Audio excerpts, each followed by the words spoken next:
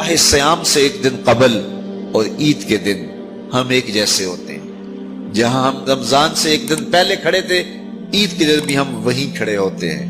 تو پھر ایک مہینہ اتنی طویل محنت کی اور مشقت اٹھائی، بھوک اور پیاس کاٹی، تو پھر کیا فائدہ ہوا؟ آپ ایک ڈاکٹر کے پاس جاتے ہیں اور اس سے دوائی لیتے ہیں اور مہینہ بعد اس کو استعمال کرتے ہیں، اور مہینے کے بعد آپ ٹیسٹ کرواتے ہیں تو جہاں تھی بیماری وہاں کی وہاں رہی. تو پھر دو باتیں ہیں، یا تو ڈاکٹر نے دوا ٹھیک نہیں دی، یا پھر آپ نے دوائی کے ساتھ پرہیز نہیں کیا اور جہاں تھے وہیں کے وہیں کھڑے رہ گئے.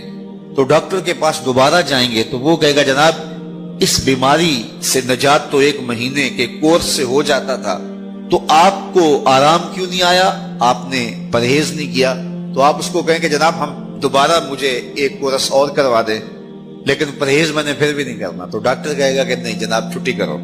اگر دوائی لینی ہے تو اس کے ساتھ جو احتیاطی تدابیر میں بتاؤں گا ان کو اختیار کرنا ہوگا.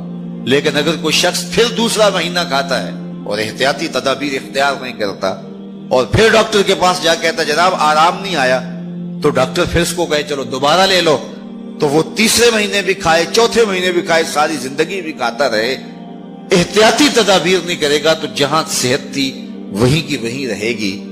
ماہ سیام آیا، پورا مہینہ دوائی لی، اور عید کے دن جب ٹیسٹ کروایا تو جہاں تھے وہیں کھڑے تھے. یا تو پھر دوائی ٹھیک نہیں ہے، میرے رب کی دوائی کس طرح ٹھیک نہیں ہو سکتی؟ جب اس نے کہا ہے لعلکم تتقون، تم روزے رکھو میں ضمانت دیتا ہوں تمہیں تقوی ملے گا، تو پھر تقوی نہیں ملا ہے تو پھر ہم نے روزے کی احتیاطی تدابیر کو اختیار نہیں کیا ہے اور اتنی طویل مسافت کاٹی ہے، مشقت کاٹی ہے، بھوک کاٹی ہے، پیاس کاٹی ہے. لیکن اگلے سال ہم پھر آئے، ہم پھر اسی طرح وہ مشقت کاٹنے لگے اور احتیاطی تدابیر ہم نے پھر اختیار نہیں کی. تو صاحبو یہ ماہ سیام زندگی میں ایک بار پھر آیا ہے، اس کو احتیاطی تدابیر کے ساتھ گزارو. من لم یدع قول الزور والعمل به فلیس للہ حاجۃ فی یدع طعامہ وشرابہ. کہا جو جھوٹ اور جھوٹے امور اور کام نہیں چھوڑتا اس کے بھوکا اور پیاسا رہنے کی کوئی ضرورت رب کو نہیں ہے. وہ روزے کے ذریعے سے تمہاری تہذیب نفس کرنا چاہتا ہے، تمہارے من کو سنوارنا چاہتا ہے، تمہارے اندر کی غلاظتیں دور کرنا چاہتا ہے، لیکن تم اس کو احتیاطی تدابیر کے ساتھ لینے کے لیے آمادہ نہیں ہو. تو کاٹتے رہو، ہر سال مشقت کاٹتے رہو. 40 سال 45 سال 50 سال ہو گئے روزے رکھتے. ہر سال یہ ہوتا ہے کہ 29 شعبان کو جہاں کھڑے ہوتے ہیں 1 شوال کو بھی وہی کھڑے ہوتے ہیں. تو پھر کیا فائدہ اتنی مشقت اٹھانے کا؟ تو ماہ سیام زندگی میں ہمیں ایک بار ملا ہے، ایک بار ذرا اس کو احتیاطی تدابیر کے ساتھ گزار کے دیکھیے تو آپ دیکھیں گے کہ یہ روزہ کس طرح من کے اندر روشنیاں ڈال دیتا ہے اور کس قدر تقوی کا نور نصیب ہوتا ہے.